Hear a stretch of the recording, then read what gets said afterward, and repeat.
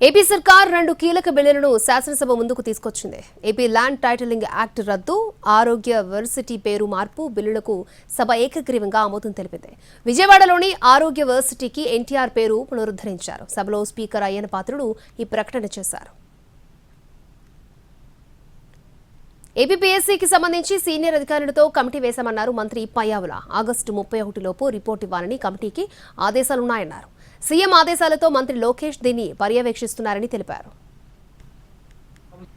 అక్కడ వివాదాస్పదమైంది. అభ్యర్థులు రాజ్యాంగబద్ధమైన సంస్థ మధ్య కోర్టుకు వెళ్ళింది. లేటర్ స్టేజ్ లో గవర్నమెంట్ ఇంప్లీట్ చేశారు. అధ్యక్ష, ప్రభుత్వం బాధ్యతగా మన సైడ్ నుంచి గవర్నమెంట్ వచ్చిన వెంటనే ఒక కమిటీని వేయడం, అధికారులకు సీనియర్ స్పెషల్ సెక్రటరీ స్థాయి అధికారుల చేత కమిటీ వేసి దీన్ని వాస్తవాల్ని ఆగస్టు 31 లోపల ప్రభుత్వానికి రిపోర్ట్ సబ్మిట్ చేయమని చెప్పేసి మన హ్యూమన్ రిసోర్సెస్ మినిస్టర్ లోకేష్ గారు ముఖ్యమంత్రి గారి ఆదేశాలతో దాని మీద పర్సనల్ గా మానిటర్ చేయడం జరుగుతుంది. అధ్యక్ష, ఈ అంశం పట్ల ఈ ప్రభుత్వానికి చిత్తశుద్ధి ఉంది, సీరియస్నెస్ ఉంది. దీన్ని మేము సీరియస్ గానే తీసుకున్నాము అనేటువంటి